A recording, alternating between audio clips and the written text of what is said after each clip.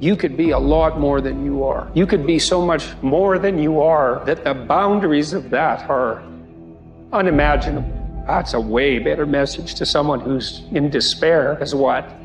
You're okay the way you are, miserable, nihilistic, hopeless, amotivated, resentful. It's no time for a maternal embrace. It is in a sense, because there's comfort in that. Mostly what that's time for is the clarion call to maturity. It's like, no.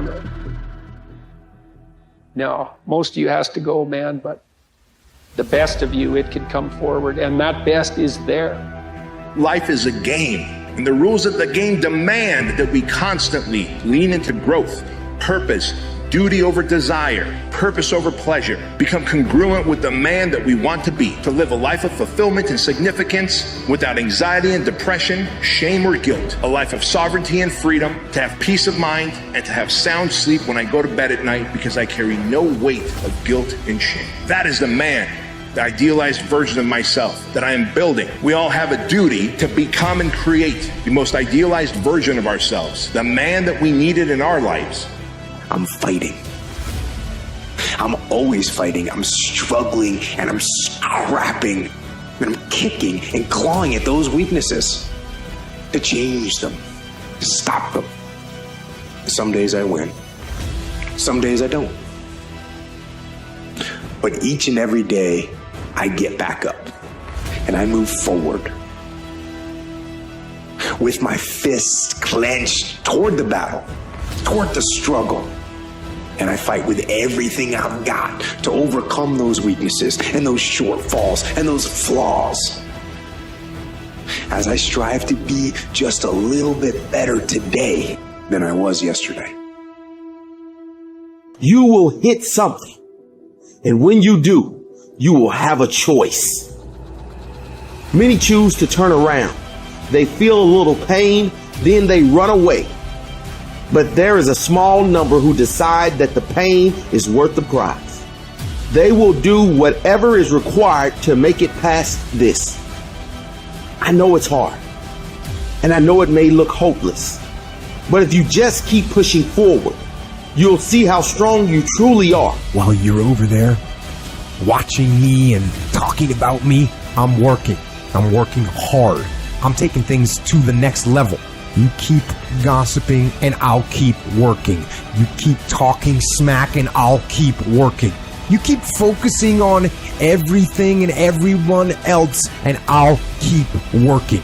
And when you finally look around at where you are and where I'm at, you'll realize that you have nothing left to talk smack about. And you will lose and I will win.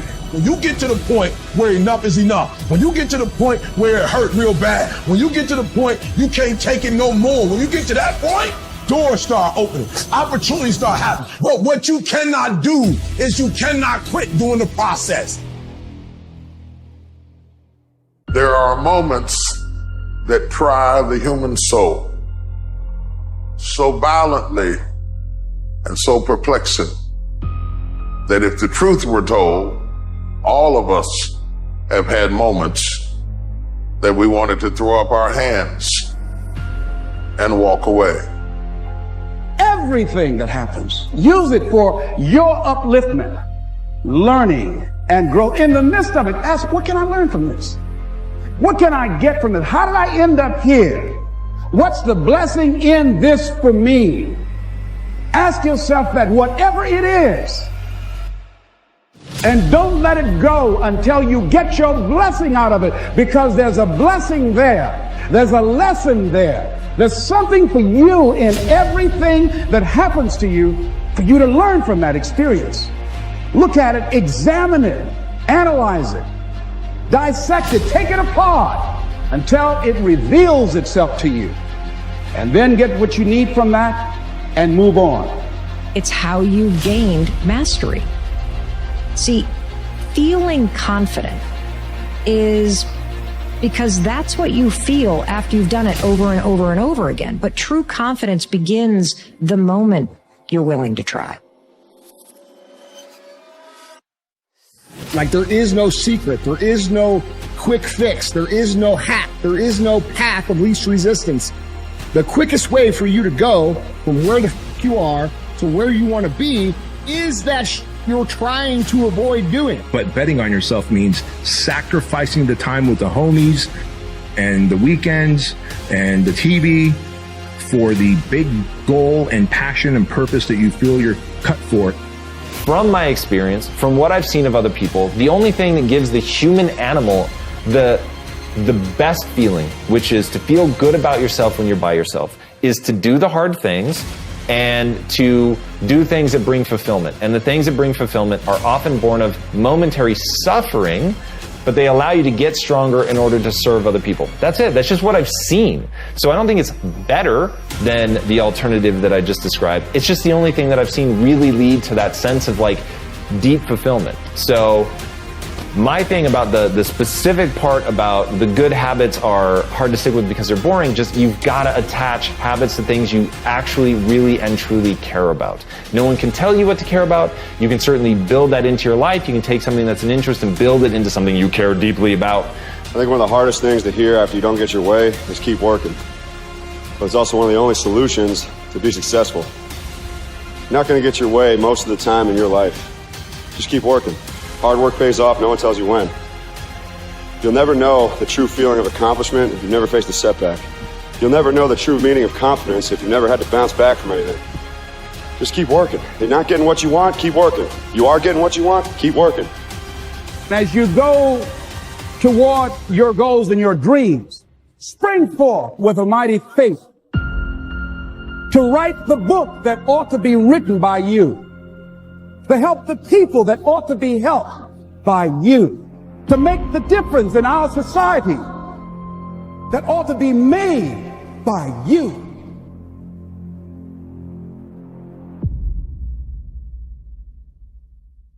One of the major problems of the growing adult, the adult who aspires toward fulfillment and self-actualization, is the choosing of new meaningful goals as his former goals are accomplished, and being accomplished no longer motivate him.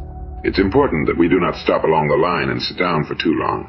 To remain healthy and alive, a person needs a new interest, a new challenge as he satisfies the old ones. If a person aspires to a certain level in the business world, a certain income and reaches it, and if it's quite adequate for his needs, it won't motivate him for very long. Something new must be introduced. If the man doesn't find it, then management should. If the man is to continue to grow and make a major contribution to the organization and to himself, motivating people is as important for the people as it is for the vitality of the organization. Whether the organization is a family unit, a school class, a research organization, or a business concern. Some people are self-motivating. We all know such people. They are always off on some interesting new endeavor, but I'm afraid a large percentage are not. They seem to lack the curiosity or the creativeness or the knowledge to seek out new motivating challenges for themselves. Our lives are full of things. Our pasts full of events that were once the most exciting things. Things that buoyed us up to great heights of expectation and filled our lives with fresh new interests. Today, well, they're old hat, like the 3-year-old car or the 10-year-old home. They no longer suffice to motivate us. And what's the busy wife and mother to do when the last of her kids marries and moves away, or when her husband retires from his job of 30 or 40 years? We must consciously see to it that we do not run out of wants, that we can still sit down and make out a want list and find ourselves getting that old excitement again for something new to plan and work for. The human being needs desperately the carrot on the stick. Dr. Maslow said to his students, "If you deliberately plan to be less than you are capable of being, then I warn you that you'll be unhappy for the rest of your lives. You will be evading your own capacities, your own possibilities." Henry James, the very prolific American novelist, brother of William James, who is often called the father of American psychology. In fact, the James family remained outstanding for generations. Henry James once wrote in the Ambassadors, "Live all you can. It's a mistake not to. It doesn't so much matter what you do in particular, so long as you've had your life. If you haven't had that, what have you had? What one loses, one loses. Make no mistake about that. The right time is any time that one is still so lucky as to have. Well, that wouldn't be a bad piece of advice to have framed and placed in a conspicuous place, would it? Live all you can. It's a mistake not to. But it seems that relatively few people are aware of living as they take so many important things for granted. They wake up, go about their days, go back to sleep without once having thought, I am alive and I'm sensing this day. It is only when life begins to reach its conclusion that people become aware of the importance of living. It's like those people who have to be sick to appreciate good health or deprived of their freedom in order to realize its value. People who are aware of living, of enjoying living, are like sponges. They soak up all that goes on around them. They're aware of other people, of what's being said. They're observers of their environment. Their eyes are everywhere. I played golf once with a man who often stood with his eyes squinted, staring for long moments at the trees or a particularly present view. I asked him about it. He said, now look at that grove of trees over there, and squint your eyes. Look at the rich black shadows underneath them. And then he said, you know, black is the mother of all color. It was a curious thing. And so I stood and squinted my eyes, and sure enough, the sight appeared as a painting, and the shadows did deepen. Everyone else on the golf course was simply playing golf. This man was acutely aware of everything going about him as well. He was living more than we were. He was getting more out of his life than we were. As Henry James said, the right time is any time that one is still so lucky as to have. The right time is while we're working, or driving, or with our loved ones, or alone. The right time is the only time we've got, which is now. And if we haven't learned to live now, we'll always be living on the hope that perhaps the future will be somehow better. Now is the future we were thinking about last year. And if you don't make it into tomorrow, will you have enjoyed? Will you have been aware of today? Well, it's worth thinking about. Anything that can make life more interesting, more vivid, is worth giving some thought to. Older people are always saying to younger people, you don't realize how lucky you are, which I suppose means that they didn't either. You have to tap into suffering every day of your life because we have so much scarring that we have to clean up. To succeed, you must fail. In failure and in suffering, all the answers are in there. All the answers to all the test questions. The test is your life. All the answers are in there. You don't have to live in suffering, pain, and failure all the time. You have to learn. Like people hate working out. You're only going to visit working out maybe an hour a day, 23 other hours of the day. You're not in it. But how you become in shape is you must visit suffering. Visit working out 1 hour a day. Visit suffering 1 hour a day. Visit your past failures. 1 hour a day. The relationship with it is the answers are in there. They are in there within the suffering. Go in there. I call it the live autopsy. The live autopsy, how you find out. They crack you open after you're dead. How you can live is do it while you're alive. Go back in your brain. Crack it open while you're alive. Don't wait until you're freaking dead to figure out why you died. Do it while you are living. Go in there. Go into the suffering. Go into the pain of your life and say, why does this suck for me so bad? Why am I afraid of all this stuff? Why have I shut down the whole world? I guarantee I'll tell you why you shut down the whole world. It's in these nooks of the suffering within your brain. In the scarring are all the answers to why you are on the couch feeling sorry for yourself. They lie within the scars. Visit them for at least an hour a day. Study them. And then you'll find out more about yourself. You will then grow. So don't look at it as every day I suffer. Go into it an hour a day. Learn from yourself. Learn from life. Learn from me. Learn from your failures. Learn from your insecurities. Learn from your self-doubt. Don't just say, I'm afraid to jump off an airplane. What makes you afraid of it?